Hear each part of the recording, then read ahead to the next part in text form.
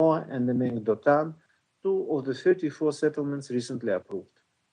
This marks the first seizure of Area A land explicitly for settlement infrastructure. These developments are taking place as the PA, Palestinian Authority fiscal crisis, remains acute.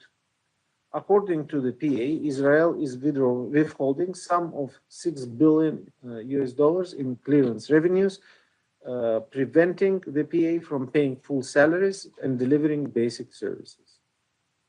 Meanwhile, Palestinian financial stability faces a looming threat from the 1st September when Israeli correspondent banks plan to end arrangements for processing shekel transactions. The extension of the indemnity waiver for the year end is welcome but insufficient. Sustained engagement between regulators is needed to secure a durable arrangement. The Palestinian Authority's reform efforts also must continue as outlined in Security Resolution 2803. Furthermore, I welcome ongoing preparations ahead of the planned 28 November Palestinian legislative elections, including steps to update voter registration and publish the electoral timetable. All stakeholders must facilitate credible, inclusive, and transparent arrangements, enabling all eligible Palestinians to exercise their electoral rights across the occupied Palestinian territory. Madam President, the situation in West Bank must be treated as an emergency required urgent action. The concern is not only the continued expansion of the settlements, but the speed and systematic manner in which new facts are being created on the ground. New outposts are established, often with state support, and can be retroactively authorized or incorporated into a wider settlement system. From these outposts, settler violence and intimidation have driven the displacement of Palestinian community. The spread of agricultural and grazing outposts is deeply troubling as well. Requiring only a small number of settlers, they enable control over vast areas of land.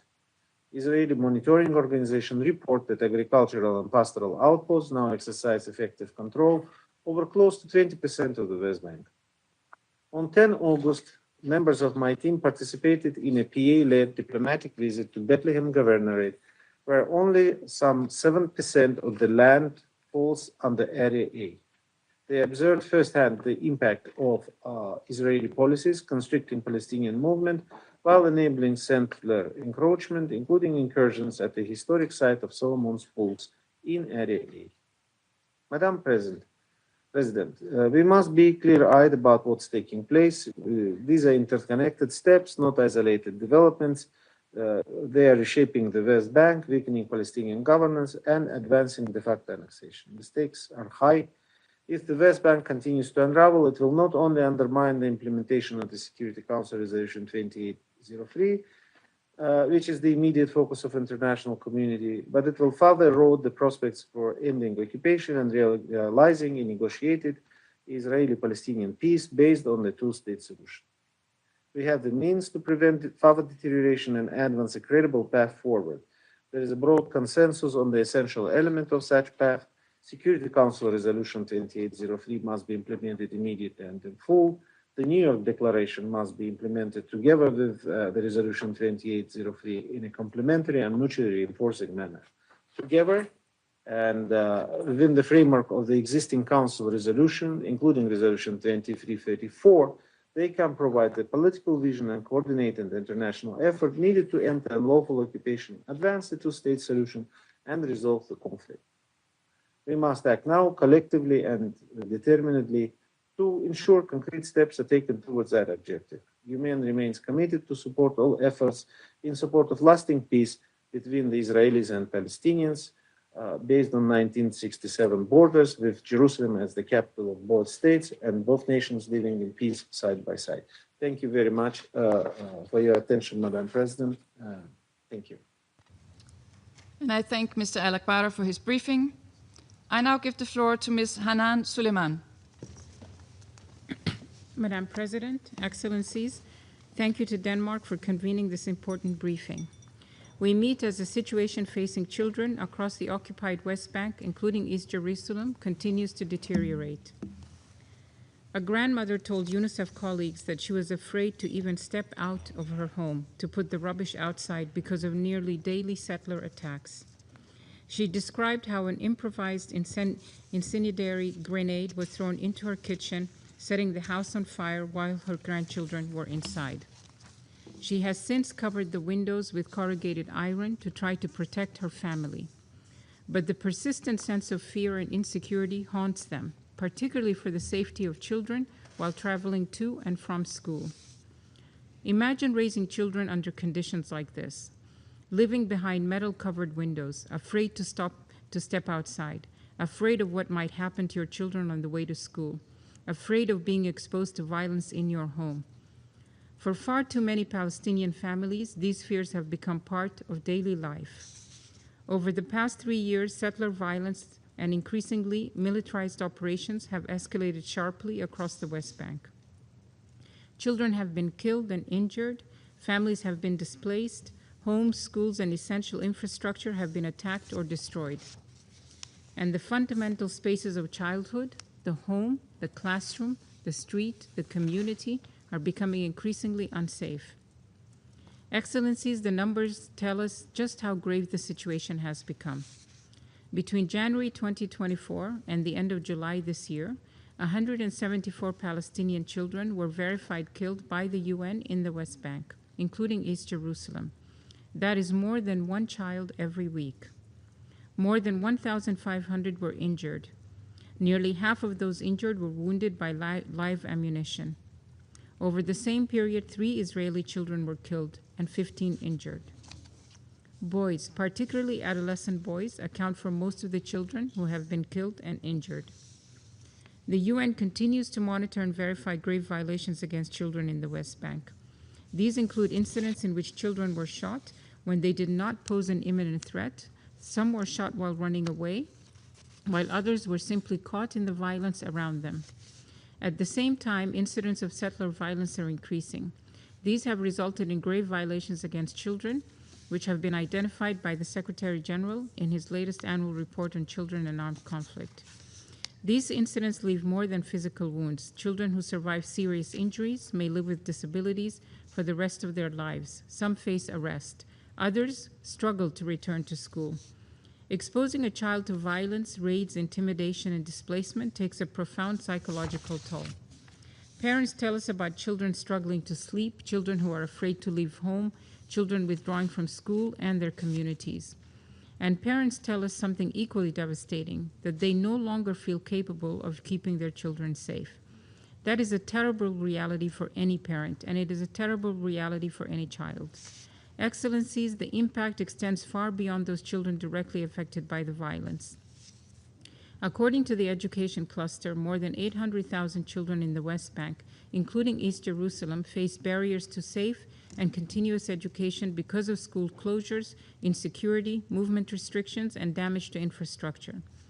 In 2026 alone, 99 education-related incidents were documented, including children being killed, injured, or detained in or on their way to schools, schools being demolished, school buildings being used by military forces, and children being denied access to education. Parents are struggling to keep their children learning when the journey to school itself can be dangerous. According to OCHA, across the West Bank, more than 900 additional movement barriers and restrictions have been imposed over the past 2.5 years. Many gates are frequently closed, which results in highly restricted access to movement and essential services, including access to health services and water sources. In a recent UNICEF mission to the West Bank, colleagues were told that settler attacks have damaged water infrastructure and equipment, including water network and storage tanks. This has resulted in reduced access to safe water and other basic water and sanitation and hygiene services. In some areas, developing new water sources is impeded, and as a result, residents now are forced to rely on expensive water trucking. Access restrictions are further compounded by repeated intimidation at checkpoints that deter or delay civilians from attempting a crossing. Excellencies, the situation of children in detention is also deeply concerning. According to the Israel Prison Service, at least 355 Palestinian children from the West Bank are currently held in Israeli military detention, the highest number in 8 years. Nearly half, 164 children, are held under administrative detention without charge or trial. Children in detention continue to report violence, ill treatment, humiliating and degrading treatment, and harsh conditions, with a pattern of inadequate nutrition and hygiene for children, resulting in extreme weight loss and rampant scabies infection amongst child detainees. This year, a UNICEF partner spoke to a boy who was arrested from his home in the middle of the night, faced physical violence, was hand-tied, blindfolded, and faced various violations. While being interrogated, the child was held in solitary confinement for over 20 days. Excellencies, the dire situation for children is being compounded by growing obstacles to humanitarian access and essential services. Local authorities have had tax revenues withheld and are unable to pay health and education workers, affecting children's access to basic services. Children requiring medical treatment must be able to reach it. Humanitarian workers and partners must be able to reach children safely wherever those children live. Despite those challenges, UNICEF and our partners remain on the ground. When families are forcibly displaced, UNICEF and partners provide emergency assistance, mental health and psychosocial services, cash, drinking water and hygiene, and support to continue their education. But humanitarian assistance can only mitigate the consequences. It cannot remove the causes. That requires political action. So today I leave this council with 4 urgent requests. First, protect children. Protect children. International humanitarian law and international human rights law must be strictly observed and followed. Law enforcement standards must be respected, with lethal force used only when strictly unavoidable to protect life. Specific safeguards must be put in place wherever children may be present. The administrative detention of children must end, and all practices concerning Palestinian children in the military justice system must be brought into line with international juvenile justice and child rights standards. We echo the call of the Secretary General in urging Israel to agree and implement an action plan with the United Nations to end and prevent grave violations against children. Second, end the forced displacement of Palestinian children and families. Member states must use their political and diplomatic influence to prevent further displacement and signal zero tolerance for violence against children, families, and communities. Third, protect children's access to education, healthcare, and other essential services. Children must be able to reach school safely, and children requiring medical treatment must be able to reach hospitals and health facilities. Lastly, protect humanitarian operations. Vital supplies must be allowed into and across the West Bank without unnecessary delay. Public services upon which children and families depend must be protected from interruption. And humanitarian organizations and their partners must be able to operate safely, independently, and without administrative measures that prevent them from reaching children in need. Excellencies, the humanitarian consequences of what is happening in the West Bank are profound.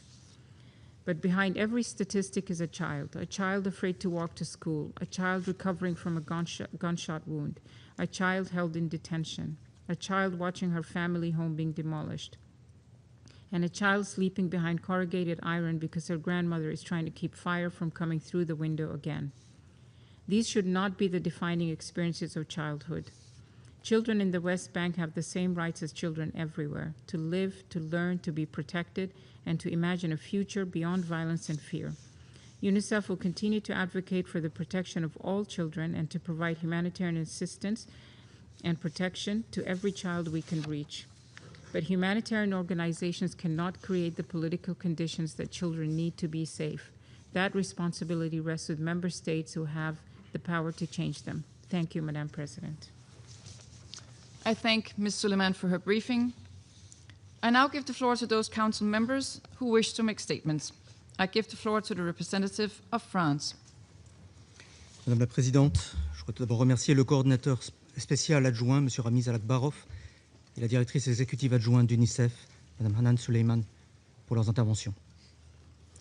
La France a demandé, avec les autres membres européens du Conseil, la tenue d'une réunion sur la situation en Cisjordanie face aux violences survenues ces dernières semaines qui ont fait plusieurs victimes israéliennes et palestiniennes. Nous ne pouvons ignorer ce qui se passe en Cisjordanie. Les violences qui y sont commises s'inscrivent dans une dynamique d'accélération de la colonisation et de multiplication de la violence des colons à l'égard des civils palestiniens. Une telle situation constitue une menace directe à la stabilité régionale et à la viabilité de la solution à deux États, qui est au cœur de la déclaration de New York adoptée l'année dernière et que la France soutient sans réserve. Nous sommes attachés à la préservation de la sécurité d'Israël, qui est également au cœur de notre diplomatie. Alors qu'Israël a annoncé le lancement d'une opération militaire d'ampleur, la France appelle l'ensemble des parties au calme et à la retenue. Elle rappelle l'obligation de l'armée israélienne de protéger les populations civiles. Madame la Présidente, 4 tendances se combinent et marquent une aggravation sur le terrain. Premièrement, les violences de colons contre les populations palestiniennes s'intensifient dans un climat d'impunité, et cela sans réponse de la part des forces armées israéliennes. Ces actes de terreur sont inacceptables. Nous condamnons le ciblage croissant des femmes et des enfants et les restrictions de mouvement et d'accès aux soins imposés par les forces israéliennes qui sont contraires au droit international. Les attaques terroristes visant des civils israéliens doivent également cesser. Deuxièmement, la colonisation israélienne s'accélère dans un mépris total du droit international. Son expansion continue, à l'image du projet E1, la légalisation d'avant-postes, les confiscations de terres et les démolitions de structures palestiniennes contreviennent à la résolution 2334 de ce Conseil. La France s'oppose fermement à la dynamique engagée par Israël d'une forme d'annexion de facto et de déplacement forcé. La France et ses partenaires de l'Union européenne ont pris des sanctions contre les entités et individus responsables et prendront des mesures supplémentaires, y compris des sanctions et des mesures commerciales, pour y faire face. Troisièmement, Israël continue de fragiliser l'autorité palestinienne en refusant de lui reverser ses recettes fiscales et de renouveler durablement les correspondances bancaires. Ces mesures compromettent sa capacité à assurer les services essentiels à la population palestinienne et à mener les réformes nécessaires. La France salue l'annonce par l'autorité palestinienne d'élections législatives en novembre 2026 et présidentielles début 2027. La France appelle toutes les parties à garantir la tenue de scrutins permettant l'expression démocratique du peuple palestinien dans l'ensemble des territoires occupés. Enfin, les attaques contre l'UNRWA se poursuivent, comme l'illustrent les incursions israéliennes répétées dans son centre de formation à Kalandia. Ces attaques sont intolérables. Nous appelons Israël à lever les entraves au travail indispensable de l'agence et à respecter les privilèges et immunités des Nations Unies. Madame la Présidente, la situation en Cisjordanie est indissociable de celle de Gaza, toutes deux parties intégrantes de la Palestine. L'instabilité en Cisjordanie compromet les avancées permises par l'accord de cessez-le-feu à Gaza, le plan de paix et la résolution 2803 adoptée par ce Conseil. Elle met en péril la solution à deux États. La France déplore le rejet par le Premier ministre israélien de l'accord sur le désarmement du Hamas, exigence que nous portons de longue date et qui figure au cœur de la déclaration de New York, adoptée l'année dernière. La France salue les efforts des États-Unis, de l'Égypte, du Qatar et de la Turquie pour parvenir à cet objectif essentiel pour la sécurité régionale, et elle appelle de nouveau toutes les parties à se saisir de cet accord. Le Hamas doit rendre ses armes. Et il importe également que l'armée israélienne se retire de la bande de Gaza, que la force internationale de stabilisation s'y déploie en soutien aux forces palestiniennes et en préparation du retour de l'autorité palestinienne dans sa plénitude. Enfin, l'aide humanitaire doit pouvoir entrer immédiatement, complètement et massivement dans Gaza, comme l'a demandé ce Conseil en adoptant la résolution 2803 l'année dernière. Madame la Présidente, 1 an après l'adoption de la déclaration de New York, qui doit rester la feuille de route de notre action collective, la France continuera de soutenir les efforts en faveur de la solution à deux États, seule solution viable pour une paix et une sécurité durable pour tous dans la région. Je vous remercie. I thank the representative of France for the statement, and I now give the floor to the representative of Greece. Thank you, Madam President. Allow me to begin by thanking our briefers, Deputy Special Coordinator Mr. Ramiz Alakbarov and UNICEF Deputy Executive Director Ms. Hannah Suleiman for their remarks. Greece, together with its fellow European members of the Security Council, called for today's meeting as we consider it essential for the Council to remain seized of the developments in the West Bank and East Jerusalem. We meet at a critical moment amid ongoing efforts to consolidate the ceasefire in Gaza and advance its next phase.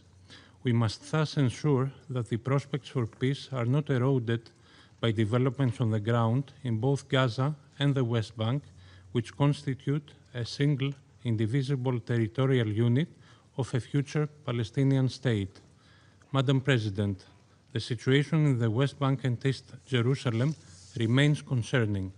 We are witnessing developments that threaten to fundamentally alter the realities on the ground: settlement expansion, repeated evacuation orders, demolitions and evictions, as well as forced displacement.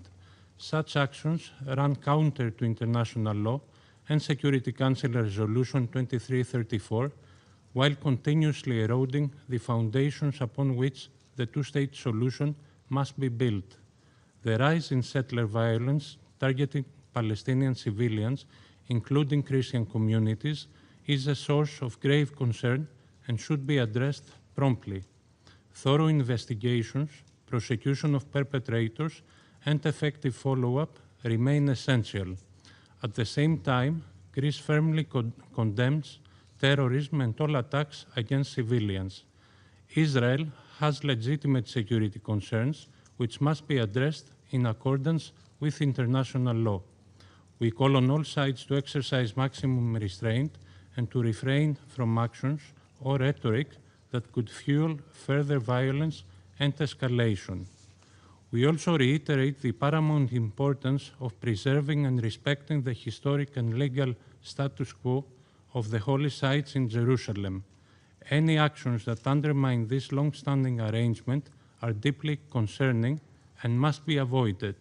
This principle is indispensable for interfaith coexistence and regional stability. The stabilization of the West Bank also requires addressing the severe humanitarian and economic pressures facing the Palestinian population. The continued withholding of Palestinian tax revenues is placing the Palestinian Authority under unsustainable financial strain. We reiterate our call for the immediate release of these revenues, which are essential for maintaining institutional stability, delivering basic services, and enabling the Palestinian Authority to pursue its reform agenda. We acknowledge the steps already undertaken by the Palestinian Authority towards reform under exceptionally difficult circumstances and encourage their continuation. A strengthened, reformed, and effective Palestinian Authority remains a credible partner for peace. We want to see the Palestinian Authority succeed in its reform agenda and return to Gaza as soon as conditions allow. Madam President, the international community must continue to ensure the safe, rapid, and unimpeded delivery of humanitarian assistance to all those in need. The role of UNRWA in providing essential humanitarian assistance, healthcare, education, and protection services to Palestine refugees in Gaza and the West Bank remains indispensable in this regard. Greece will continue supporting those efforts, including through the European Union Pegas mechanism, channeling its funding to East Jerusalem hospitals. In conclusion, Madam President, the current moment calls for renewed political courage and diplomatic engagement. As reaffirmed by the New York Declaration and the Global Alliance for the Implementation of the Two-State Solution, the international community remains committed to preserving a credible political horizon. For Greece, the path ahead can only be through a meaningful political process leading to a negotiated two-state solution, allowing Palestinians and Israelis to live side by side in peace, security, and dignity. I thank you. I thank the representative of Greece for their statement, and I now give the floor to the representative of Latvia. Thank you, Madam President. I thank Deputy Special Coordinator Ramiz Alakbarov and Deputy Executive Director of UNICEF Hanan Suleiman for their informative briefings. Together with Denmark, France, Greece, and the United Kingdom, Latvia has called for today's meeting to underline that urgent steps are needed to address the deteriorating situation in the West Bank. At a time when attention is focused on the full implementation of the comprehensive peace plan in Gaza, developments in the West Bank, including East Jerusalem, remain a matter of growing concern and must not be overlooked or viewed in isolation from enduring international efforts to achieve stability and peace in the region. In the past 7 months, the trajectory has been alarming. More than 1,380 settler attacks have been documented by the UN, affecting over 250 Palestinian communities across the West Bank. This year alone, 77 Palestinians have been killed by Israeli forces or settlers. It is particularly appalling that 1 in 5 Palestinians killed in these violent incidents was a child. 3 Israelis, including 2 members of the Israeli forces, have been killed by Palestinians in the West Bank during the same period. This violent environment fuels mutual hatred and leads to increasing security risks, both for Palestinians and Israelis. The humanitarian situation in the West Bank continues to deteriorate, driven by forcible displacement, settlement expansion, settler violence, and growing access constraints. Displacement has reached unprecedented levels this year, with July recording the highest number of people displaced since April 25. Continued settlement expansion and the annexation of the West Bank, including East Jerusalem, are not acceptable. We once again call on Israel to end its settlement policy and to ensure accountability for the attacks on and killings of civilians. International law and commitments, including Security Council Resolution 2334, as well as previous arrangements to which Israel has pledged itself, must be fully respected. The increasing acts of violence and vandalism by settlers directed against religious sites and places of worship in the West Bank further inflame tensions in already volatile environments. And we call on Israel to abide by the historic status quo arrangements governing the holy sites in Jerusalem and protect and ensure the safety of all religious communities. The extensive grid of checkpoints and roadblocks continue to make it difficult for Palestinians to access their workplaces and basic services, including schools and hospitals. Students have been affected by demolitions, military raids on educational institutions, and detention while traveling to school. The UN Convention on the Rights of the Child, the most widely ratified human rights treaty, stipulates that every child has the right to education. Moreover, education is one of the strongest foundations for a lasting peace and reconciliation, to be fostered through a reformed curriculum that leaves no room for extremism. Access to healthcare is similarly affected, with patients, including children, in need of specialized or emergency care, facing delays in reaching medical facilities. Safe and sustained access to education and healthcare, protection of civilians, and facilitation of rapid, safe, and unimpeded access to essential services must be ensured.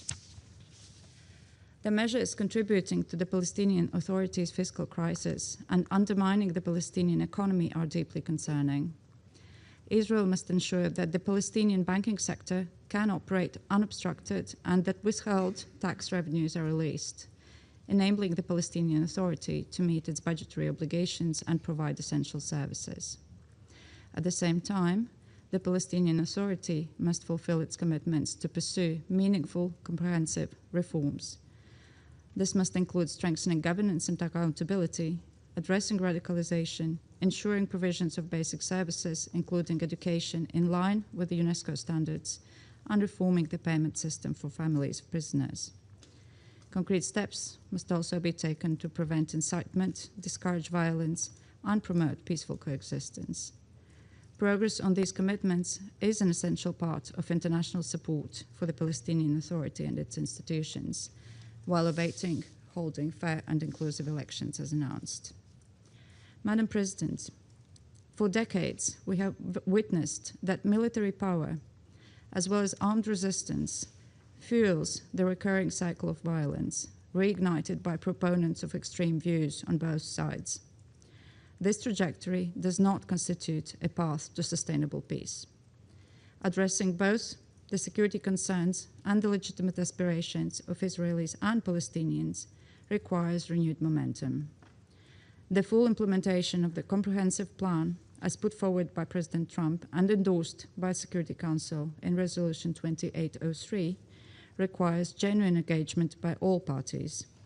A political perspective encompassing Gaza and the West Bank is the only way to achieve long-term stability. In line with the relevant Security Council resolutions and the New York Declaration, Latvia reaffirms its commitment to the two-state solution and to contributing to the shared objective of peace and stability in the region. I thank you. I thank the representative of Latvia for the statement. And as I give the floor to the next speaker, I would like to warmly welcome to the Security Council Ambassador Sarah McIntosh, the new permanent representative of the United Kingdom to the United Nations. We look forward to closely engaging with you on the Council's work in the days ahead. You have the floor.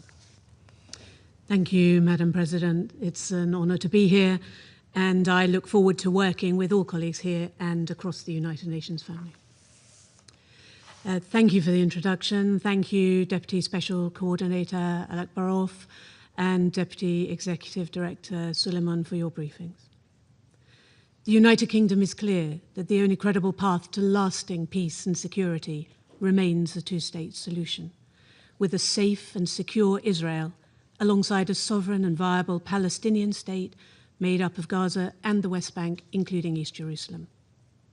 3 priorities to advance progress towards that goal. First, in Gaza, the United Kingdom welcomes the recent focus on implementing Security Council Resolution 2803 and wants to see it implemented in full. That means all parties delivering on their commitments, including respect for the ceasefire, Hamas fulfilling its decommissioning commitments, the phased withdrawal of the Israeli Defense Forces as set out in the 20-point plan and the Roadmap Phase 2, and the transition of governance and security control to the Palestinian Authority. We encourage the Palestinian Authority to continue implementing reforms needed to fulfill that role. We thank the US, Qatar, Turkey and Egypt for their tireless efforts to progress these negotiations. The United Kingdom will continue to work with all our partners to end the conflict in Gaza and the terror threat from Hamas. As Foreign Secretary Ed Miliband has said, conditions for the people of Gaza remain appalling.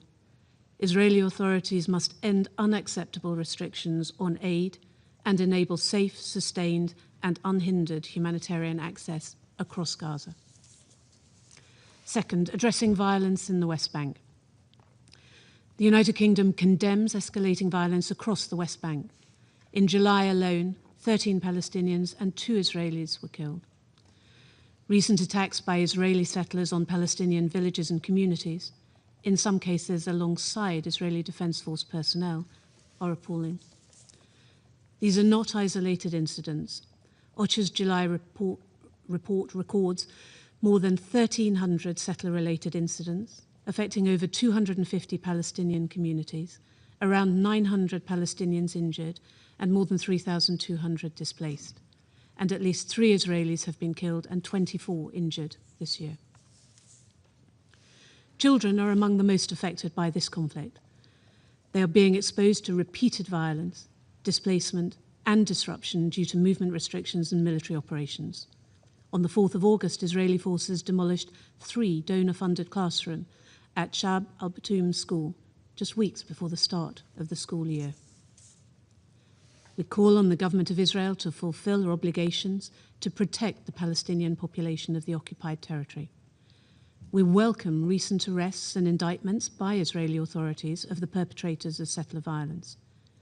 But perpetrators have acted with impunity for too long, and much more must be done to prevent and prosecute acts of violence. Israeli authorities' security measures must be proportionate, consistent with international law, and contribute to de-escalation. Third, halting expansion of settlements in the West Bank. Settlements are illegal under international law.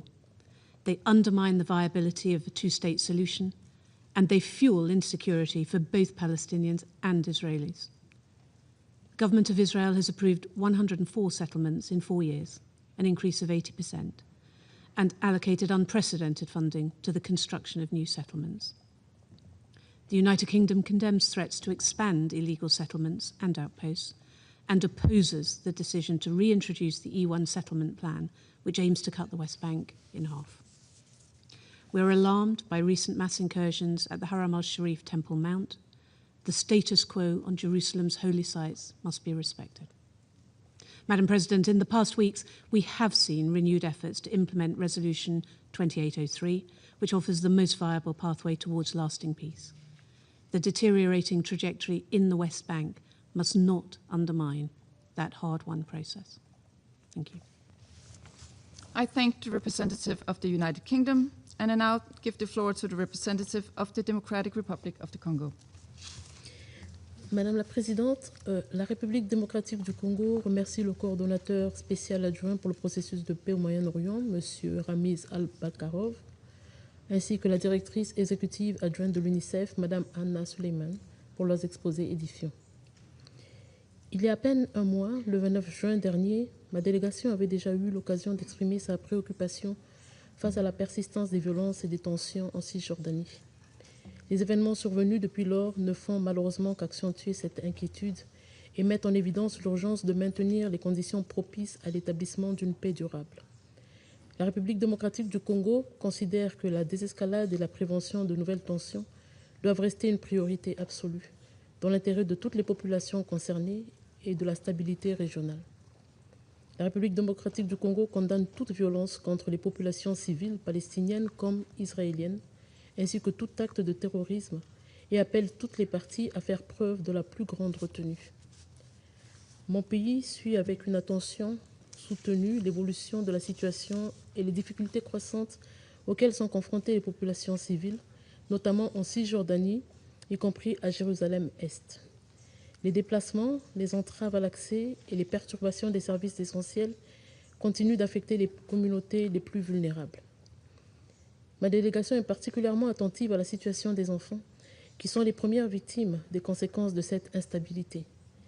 En Cisjordanie, les perturbations de l'accès à l'éducation, aux soins de santé et aux services essentiels fragilisent davantage les enfants et les familles les plus vulnérables. La République démocratique du Congo souligne l'importance de préserver autant que possible la continuité de ces services et de garantir à chaque enfant la possibilité de grandir, d'apprendre et de se développer dans des conditions dignes et favorables à son avenir.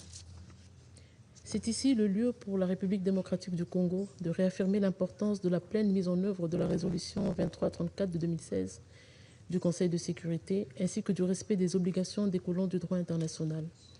Nous encourageons toutes les parties concernées à éviter les mesures et actions susceptibles d'alimenter davantage les tensions, de compromettre la stabilité sur le terrain ou de réduire les perspectives d'une solution négociée et durable. Préoccupée par la situation humanitaire, la République démocratique du Congo appelle à la poursuite des efforts visant à garantir un accès humanitaire sûr, rapide, prévisible et coordonné aux populations dans le besoin.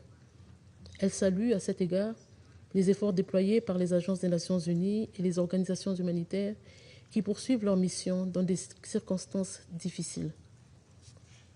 La République démocratique du Congo encourage également le renforcement de la coordination entre les acteurs concernés afin de faciliter l'acheminement de l'assistance dans le respect des impératifs légitimes de sécurité, de la protection des civils et du droit international.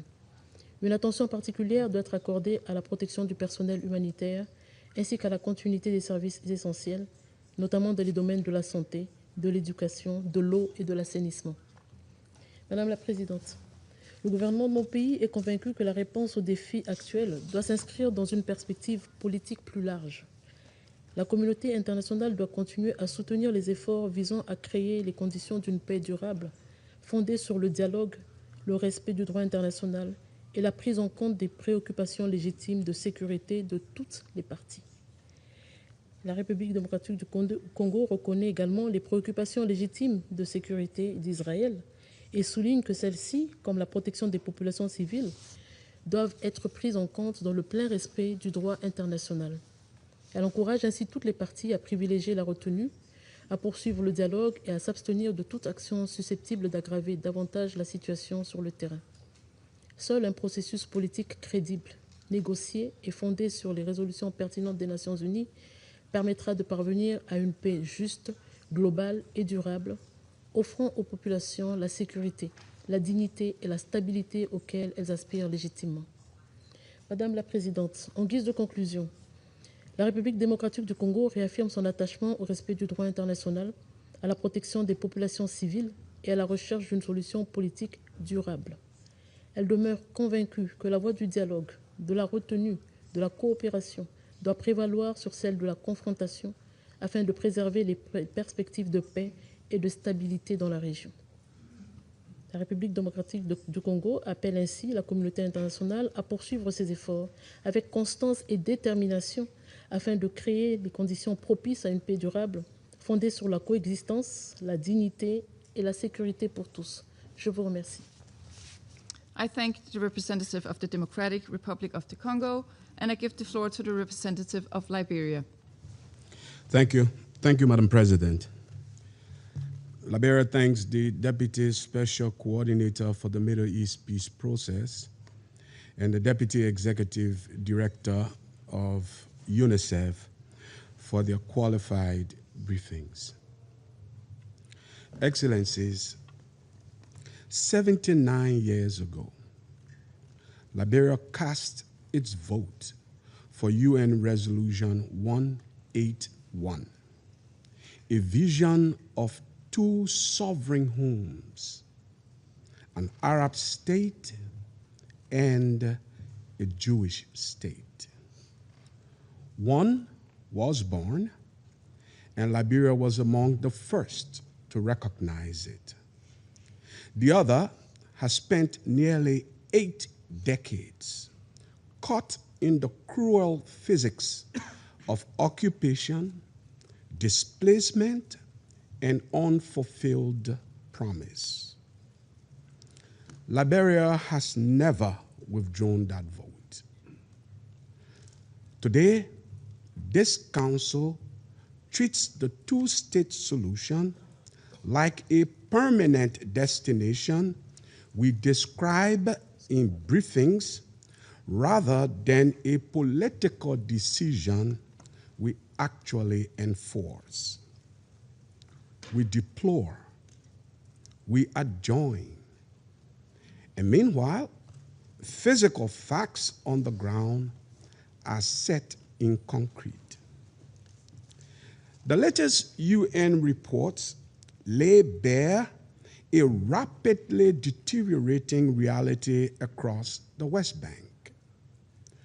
Over 33,000 Palestinians remain forcibly displaced from Jenin, Tokam, and North Shams, their homes emptied, their right of return denied.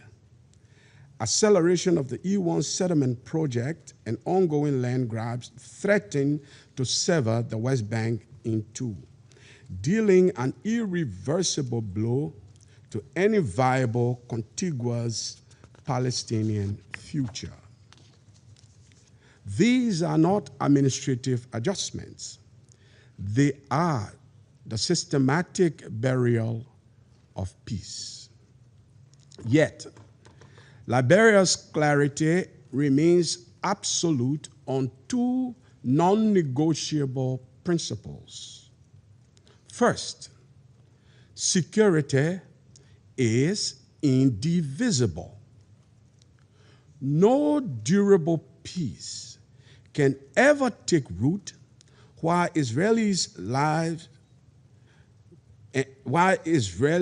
live under the terror of attacks.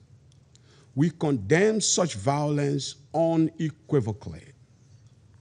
Concurrently, we condemn with equal severity the unbearable suffering inflicted upon Palestinian civilians, where women and children bear the catastrophic brunt of a crisis not of their making. Hamas, an armed faction that holds a population's statehood hostage to its own survival, paradoxically undermines the very liberation and much needed statehood it claims to pursue.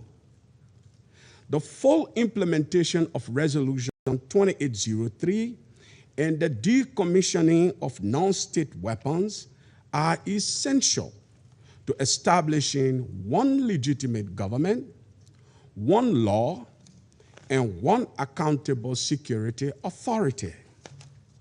The same is and must be true about ending settlement expansion and its associated violence in the West Bank. Second, human dignity cannot be conditional. The Secretary General's reports record a staggering scale of violence and violations against children across the region. No child should ever become collateral damage to the political failures of adults. Madam President, Liberia asks this Council to measure our credibility on this issue against 4 tests: protection, return, accountability, and viability. If we fail these 4 tests, let us then drop the diplomatic pretense. We are not preserving a 2-state solution. We are presiding over its slow motion disappearance. History will not ask whether this Council issued enough press statements or debated the Middle East and Palestinian question time without number. It will ask whether, when the window for peace was being sealed shut beneath concrete and violence, we had the courage to act. Excellencies, Liberia cast its vote for 2 states in 1947.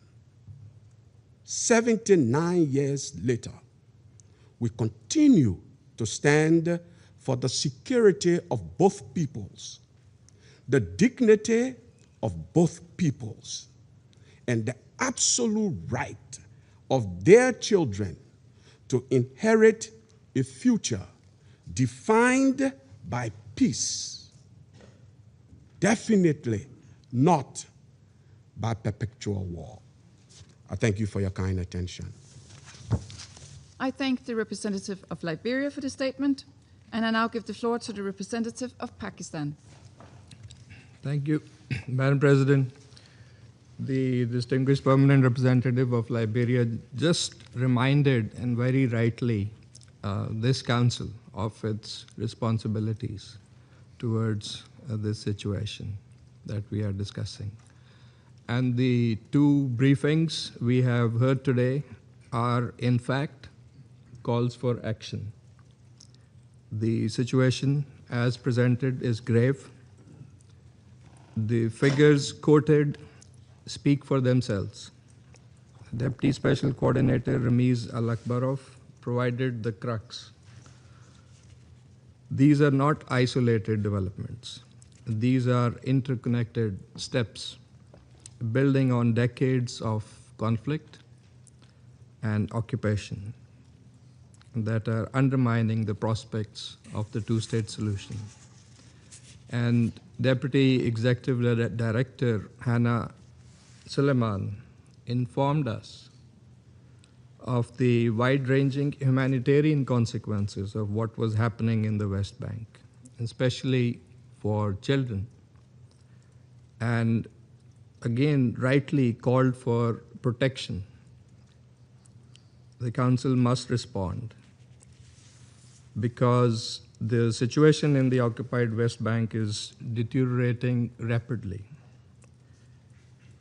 What we are witnessing is a clear pattern of coordinated illegal measures designed to entrench the occupation, alter the demographic and territorial realities on ground, and undermine the prospects of a Palestinian state. Settlement expansion has reached an alarming scale. The expansion of settlements in the E1 area, the launch of the Crimson Thread project, and the settlement activities in the heart of West Bank are all part of a broader effort to fragment the Palestinian territory. This is accompanied by unprecedented settler violence. The West Bank has experienced its largest displacement crisis since 1967. Furthermore, expanded unlawful Israeli authority over land registration, administration, and enforcement is compounding de facto annexation in violation of UN Security Council resolutions and the ICJ advisory opinions. Alongside these measures, the continued withholding of Palestinian revenues is severely undermining Palestinian institutions. These revenues belong to the Palestinian people and must be released immediately and in full. We are equally alarmed by escalating provocations at the Al-Aqsa Mosque, Al-Haram Al-Sharif. On 24th July, the group of 8 Arab Islamic countries in their statement have condemned the continued mass incursions by settlers.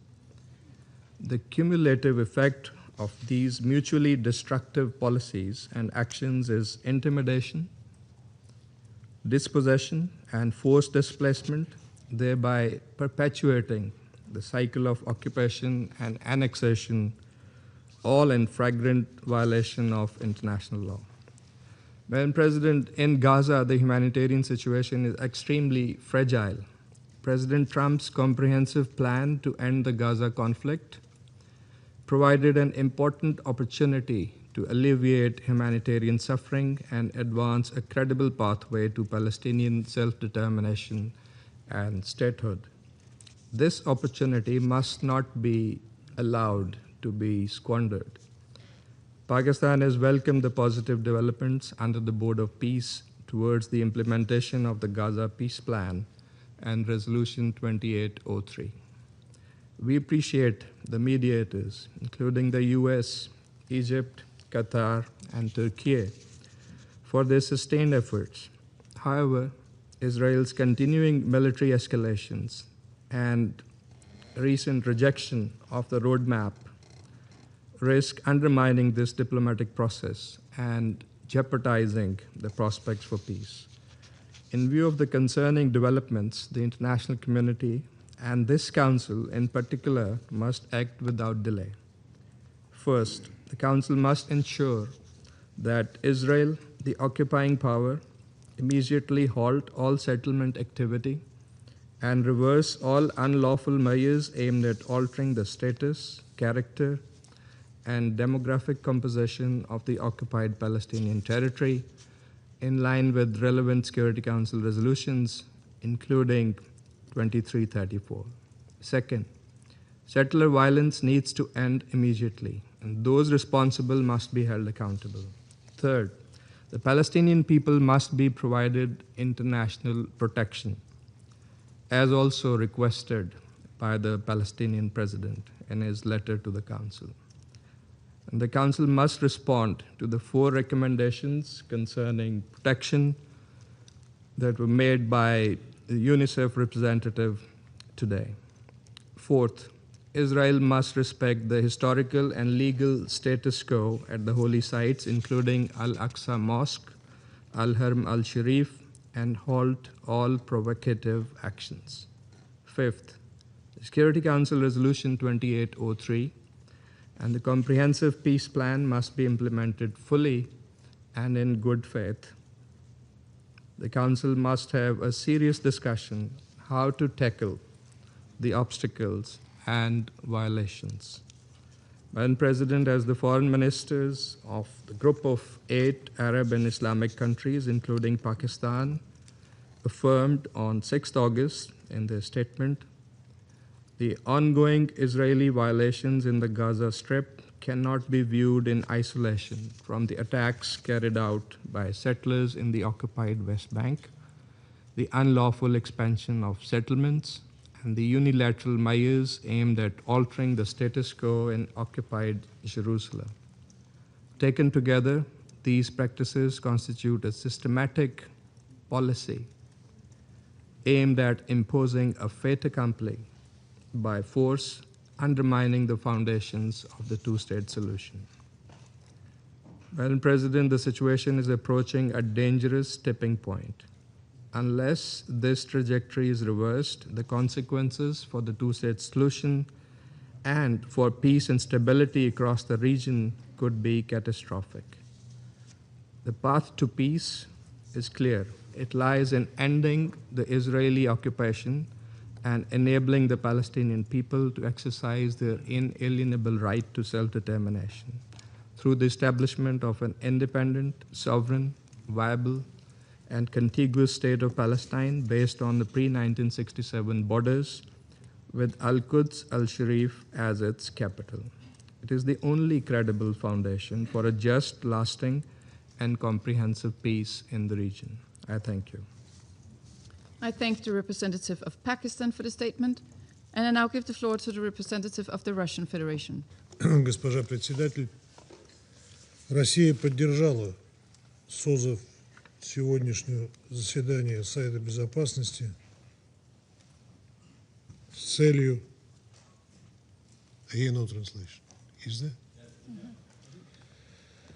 с акцентом на положение дел на западном берегу реки Иордан. Исходим из недопустимости дальнейшего размывания международного внимания к задаче достижения справедливого и долгосрочного ближневосточного регулирования, краеугольным элементом которого был и остается палестино-израильский конфликт. Противостояние, которое спустя десятилетия является ключевым раздражителем в регионе, поддерживая его общее кризисное состояние и провоцируя появление новых очагов напряженности на обширном пространстве всего Ближнего Востока. Благодарим заместителя спецкоординатора ООН по ближневосточному мирному процессу Рамиза Алакбарова и заместителя исполнительного директора ЮНИСЕФ Ханну Сулейман за обстоятельные доклады по ситуации на СБРИ. Разделяем тревожные оценки представителей ООН. По сути, западный берег подходит к точке невозврата с рисками глубокой дестабилизации военно-политической обстановки во всем регионе. Причины такой опасной тенденции общеизвестны и кроются в ползучей экспансии Израиля на ОПТ, эскалации поселенческого насилия и беспрецедентном ужесточении израильских ограничений на передвижение палестинских жителей. Вопреки позиции большинства международного сообщества, Западный Иерусалим продолжает незаконную линию на строительство новых поселений. На днях власти разместили очередной тендер на возведение свыше 600 единиц жилья в провинции Рамалла, Эльбира. Чрезвычайного уровня достигло насилие поселенцев, совершаемое не только безнаказанно, но иной раз при попустительстве израильских военных. В конце июля, начале августа по ряду городов прокатилась волна нападений, в ходе которой радикалы поджигали мечети, громили дома и автотранспорт, десятки людей получили ранения. Судя по открытым источникам, насилие поселенцев бьет новые антирекорды. С начала текущего года совершено более 11 тысяч атак, от рук израильских гражданских лиц погибло свыше 20 мирных жителей Западного берега. Параллельно наблюдается интенсификация операций армии обороны Израиля по зачистке населенных пунктов СБРИ и лагерей беженцев. Силовые рейды сопровождаются произвольными арестами палестинцев и масштабными ограничениями на перемещение. Особая обеспокоенность вызывает и то, что в результате подобных мер крупнейшие палестинские города оказываются заблокированными, перестают функционировать даже службы экстренной медицинской помощи. Призываем Израиль отказаться от любых произвольных шагов, включая поселенческую активность, подрывающих перспективы двугосударственного решения, принять эффективные меры по обузданию насилия поселенцев и незамедлительно вернуться к выполнению положений профильных резолюций Совета Безопасности и Генеральной Ассамблеи ООН. Госпожа председатель, не меньшую тревогу вызывает и взрывоопасная ситуация в другой части ОПТ, в секторе Газа. Практическая реализация мирного плана Соединенных Штатов по Газе фактически стоит на месте. Безусловно, важно, что благодаря усилиям посредников удалось остановить масштабное кровопролитие в анклаве. Однако режим прекращения огня продолжает методично нарушаться, прежде всего израильской стороной. Об этом наглядно свидетельствует статистика жертв. Менее чем за год с момента формального вступления в силу РПБД израильтяне убили почти 1300 палестинцев. Среди них, как следует из сводок ЮНИСЕФ, почти 300 детей.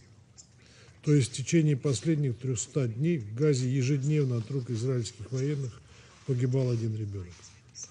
Несмотря на эту трагическую реальность, здесь, в стенах Совета Безопасности, ряд западных делегаций на протяжении последних месяцев возлагал всю полноту ответственности за пробуксовку мирного плана по Газе исключительно на Хамас. Все мы помним, как в ходе заседания СБ в адрес руководства палестинского движения звучали настойчивые призывы незамедлительно согласиться сложить оружие, не препятствовать работе Национального комитета по управлению Газой и принять дорожную карту высокого представителя Совета мира Николая Младенова. Хотелось бы надеяться, что такое же единство и решительность наши западные коллеги проявят и в отношении другой стороны конфликта с учетом публичного отказа Западного Иерусалима от дорожной карты и согласия Хамас на сделку. Госпожа председатель, неоднократно отмечали, что успех любой мирной инициативы по БВУ будет измеряться достижением главной цели – созданием единого, независимого и непрерывного государства Палестина на Сбрии в Газе со столицей в Восточном Иерусалиме. Созданием государства, сосуществующим в мире безопасности с Израилем. Как показывает опыт последних лет, нельзя решить палестинский вопрос, равно как и весь комплекс ближневосточного регулирования, с наскока или за счет продвижения ситуативных келейных схем. Несостоятельные попытки отдельных стран замкнуть на себя роль единственного посредника. Тем более, когда главный посредник играет исключительно в пользу одной из сторон арабо-израильского конфликта. В таких условиях едва ли приходится ожидать справедливости и реализации чаяний палестинского народа. Тем не менее, альтернативный путь всегда остается открытым. Добиться устойчивой стабилизации и оздоровления ситуации на Ближнем Востоке можно и нужно за счет налаживания скоординированных международных и региональных усилий с опорой на обширную международно-правовую базу регулирования и ее ключевой элемент в виде формулы двух государств для двух народов. Благодарю вас. I thank the representative of the Russian Federation for the statement, and I now give the floor to the representative of Panama. Gracias, señora Presidente. Panamá agradece la convocatoria de esta reunión y expresa su reconocimiento al señor Ramiz Alakbarov, subcoordinador especial para el proceso de paz en el Oriente Medio, y a la señora Hanan Suleiman, directora ejecutiva adjunta de UNICEF, por sus valiosas y conmovedoras exposiciones. Asimismo, reconocemos a los representantes del Estado de Israel y del Estado Observador de Palestina que nos acompañan en esta reunión. Observamos con profunda preocupación el creciente deterioro de la situación en Cisjordania, que han descrito con cifras los expositores, donde la reciente escalada de violencia e intimidación sigue cobrando vidas, provocando el desplazamiento de comunidades y agravando la situación humanitaria. A ello se suman las restricciones de movimiento que siguen limitando el acceso de la población civil a servicios esenciales, incluida la atención médica de emergencia, así como a sus medios de vida, agravando las condiciones que enfrentan las comunidades más vulnerables. Tal como lo ha explicado con dramática claridad la señora Suleiman, en su exposición, entre quienes sufren de manera más aguda las consecuencias de esta situación se encuentran los niños. La persistencia de la violencia, el incremento de los ataques y los desplazamientos forzados no solo afectan a Cisjordania, objeto de esta sesión, sino que también comprometen el bienestar, el desarrollo y el acceso de miles de niños a una educación segura y continua. Por ello, reiteramos la importancia de garantizar un acceso seguro, continuo, sin temores ni intimidación y sin interrupciones a la educación. La protección de la niñez y el acceso a la educación, así como la disponibilidad de atención médica adecuada, son elementos esenciales para preservar la resiliencia de las comunidades y sentar las bases de una paz duradera. Las escuelas deben permanecer como espacios seguros de aprendizaje y protección, libres de temor, de intimidación y de los efectos del conflicto. Toda afectación a la infraestructura educativa o interrupción del acceso a la educación compromete las perspectivas de futuro de los niños.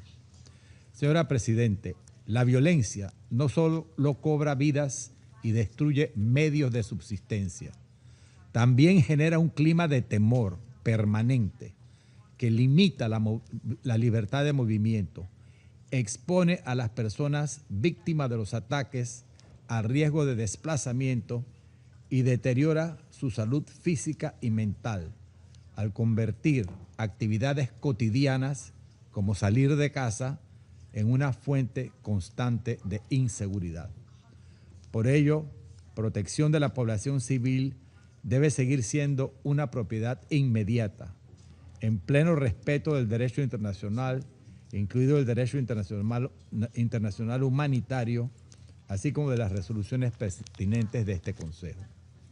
En este contexto, Panamá reitera su respaldo a la labor que continúan desempeñando las Naciones Unidas y sus agencias, y en particular la loable gestión de UNICEF, junto con las organizaciones humanitarias internacionales y locales en la asistencia a la población civil, en la protección de los niños y en el acompañamiento de los esfuerzos dirigidos a preservar la estabilidad.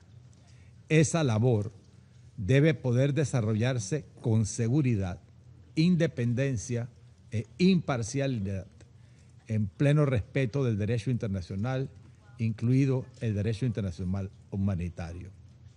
Reiteramos por ello el llamado a garantizar la protección del personal humanitario y a facilitar un acceso humanitario pleno, seguro, rápido y sin trabas para quienes lo necesitan. La persistencia de la violencia, la falta de avances políticos, los ataques continuos y las medidas que incrementan las tensiones continúan debilitando las condiciones necesarias para preservar un horizonte de paz creíble. Reiteramos que cualquier acción unilateral que altere la realidad sobre el terreno es incompatible con el espíritu y los objetivos de las resoluciones pertinentes de este Consejo, incluida la resolución 2334 de 2016, cuya implementación sigue siendo esencial para preservar las bases de una paz justa, duradera y mutuamente aceptable. Para ello resulta indispensable retomar un proceso político creíble, fortalecer la confianza, apoyar una autoridad palestina reformada y capaz de ejercer eficazmente sus responsabilidades y evitar medidas unilaterales que sigan alejando las perspectivas de una solución negociada de conformidad con el derecho internacional y las resoluciones pertinentes de las Naciones Unidas. Muchas gracias.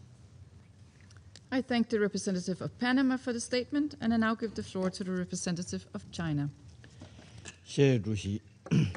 首先，中方对哥伦比亚强烈地震遇难者表示深切的哀悼，向遇难者家属和伤者表示诚挚的慰问。相信在哥伦比亚政府带领下，哥伦比亚人民一定会齐心协力，早日战胜灾害，重建家园。中方支持安理会举行本次紧急会议，这非常及时必要。我感谢阿拉克巴罗夫副特别协调员和苏莱曼副执行主任的通报。中方对近期巴勒斯坦被占领土局势升级深感担忧，对持续暴力造成越来越多的平民伤亡深感痛心。在当前地区局势加剧动荡的背景下，巴勒斯坦问题不能被忽视和边缘化。国际社会应当迅速采取行动，全力遏制冲突暴力，拯救无辜生命，捍卫公平正义。我讲3点：第一，必须正本清源，切实尊重巴勒斯坦人民的基本权利。一段时间以来，约旦河西岸和加沙局势急剧恶化，巴勒斯坦人民承受的苦难愈发深重。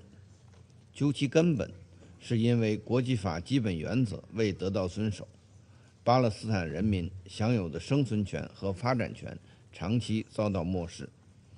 巴勒斯坦人的生命同其他民族一样珍贵。国际社会必须树立正确的是非观，进一步凝聚共识，及时纠正一切否认、侵犯巴勒斯坦正当权利的错误言行，保障巴勒斯坦人民获得平等权利，切实维护国际公道正义。第二，必须果断行动，采取有效措施制止冲突暴力。